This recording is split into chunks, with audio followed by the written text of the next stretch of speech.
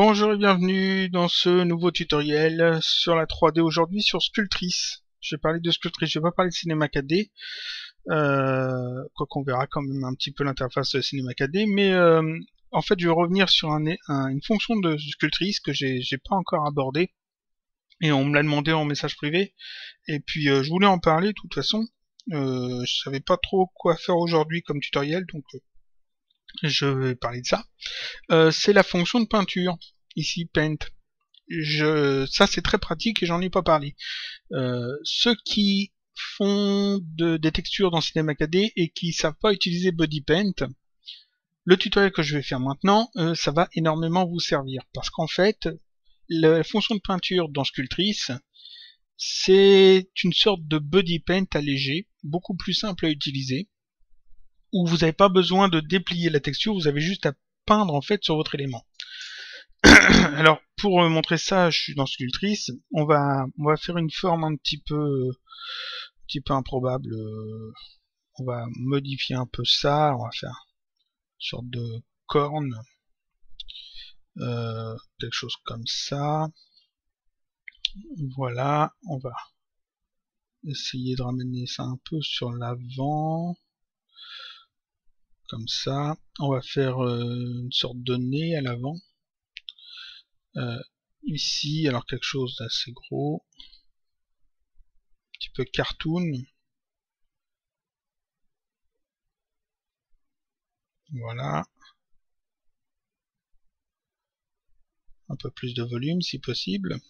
Ça serait bien. Un peu plus en avant. Comme ça.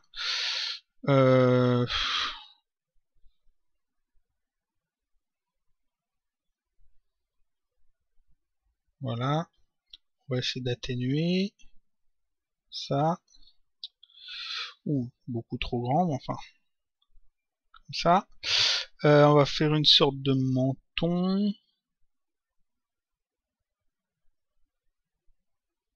Comme ça, on va creuser un peu pour des yeux. Alors je fais un truc, c'est rapide, hein, c'est comme ça. Là, on accentue sur le dessus. On lisse un peu autour. Là, on va creuser un petit peu ici. On lisse un peu là.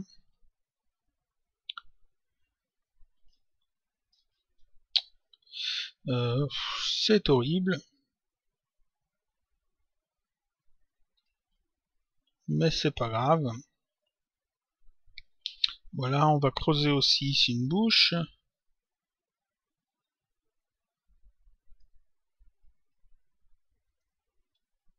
Voilà. Plus comme ça. Voilà, c'est horrible, mais c'est pas grave. Et puis on va aussi délimiter ce qui peut ressembler à des cornes. Délimiter du reste.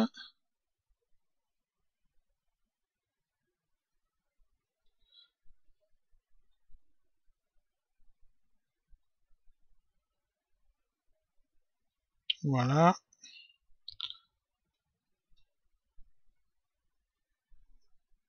Et puis creuser un peu ici. Et puis on va peut-être les rendre un peu plus plates. Comme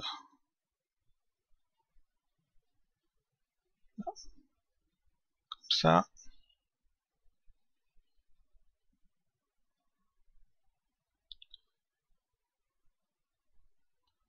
Ça et comme ça. Ça devrait être pas trop mal. Oui, bon, on va dire que c'est bon. Bon, voilà.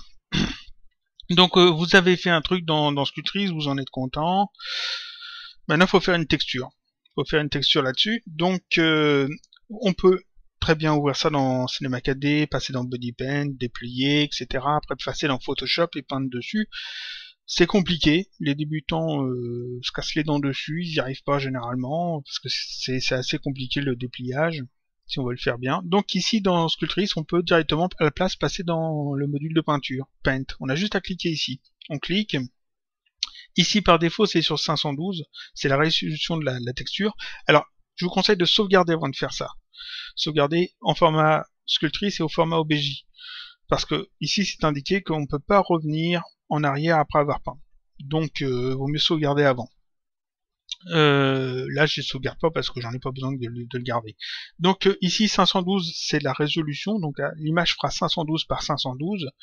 Personnellement je préfère passer en 1024, c'est un peu plus de détails. Si vous voulez vraiment travailler avec vraiment beaucoup de détails, beaucoup de finesse, vous pouvez monter jusqu'à 2048, mais généralement 1024 ça suffit.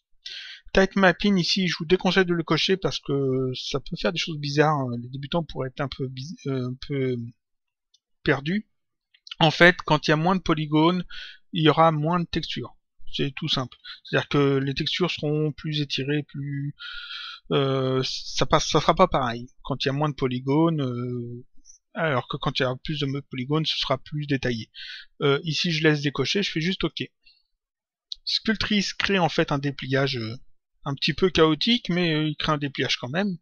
Alors, ce que je vais faire, voilà, oui, c'est bon. Donc ici, on peut voir que tout le modèle a en fait des petits quadrillages gris clair, gris foncé. Ça indique en fait qu'il n'y a pas de texture. Là où il n'y a pas de texture, il y a le quadrillage. Et quand il y a une texture, vous verrez plus le quadrillage. C'est comme dans Photoshop quand il n'y a pas d'image, quand il y a un fond vide, on a un quadrillage. Là c'est pareil, ça permet de voir où est-ce qu'on a peint, où est-ce qu'on n'a pas peint. Ici l'interface a changé, on retrouve ici les propriétés des outils sélectionnés, on trouve ici les outils. Alors les 4 premiers outils, c'est ceux que vous allez utiliser pour peindre. Ici on a l'affichage du maillage ou pas, la symétrie active ou pas, je la laisse active. Ici, nouvelle scène, ici aussi, nouvelle scène avec un plan, importer un OBJ, sauvegarder au format OBJ, ce qui sera important, ouvrir un fichier Sculptrice, sauvegarder un format Sculptrice. Et donc ici, ces 4 outils très importants. Le premier ici permet de peindre avec la couleur qui est sélectionnée, qui est ici. Donc on peut gérer ici ses propriétés, aller sur l'élément que l'on a fait, comme ça, changer la couleur en cliquant dessus. Alors on peut ici en bas choisir le niveau de saturation, donc par exemple une couleur très vive, ou au contraire une couleur très pâle. Donc on va faire un truc comme ça, voilà. Et puis on peut peindre comme ça directement dessus. On peint directement sur l'élément où on veut. C'est assez basique, hein. On peut peindre tout le truc.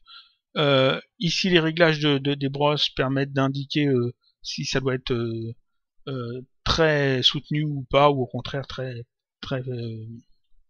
estompé. Voilà, on peut peindre tout le truc. Alors, comme il y a la symétrie d'activer, j'ai juste à le faire d'un côté, mais je pourrais le faire désactiver la symétrie et puis faire quelque chose qui ne soit pas symétrique. Ici, Fill, ça permet en cliquant dessus de tout peindre d'un coup. Si vous voulez d'abord faire une première couche d'une seule couleur, voilà, ça c'est l'outil pratique. Ici ça peint tout d'un coup, et puis ensuite vous pouvez appliquer une deuxième couleur, travailler avec une autre couleur pour augmenter en fait les détails de ce que vous voulez faire. On va faire un truc là, plus comme ça, pour augmenter ici les contrastes. Ça, par exemple. Là encore, les réglages qui sont ici permettent de bien contrôler la différence entre les différentes couleurs, celle qui est déjà mise en place et celle que j'applique. C'est-à-dire que si je mets ça, la force à fond, et que je fais un trait comme ça, on voit que c'est bien délimité.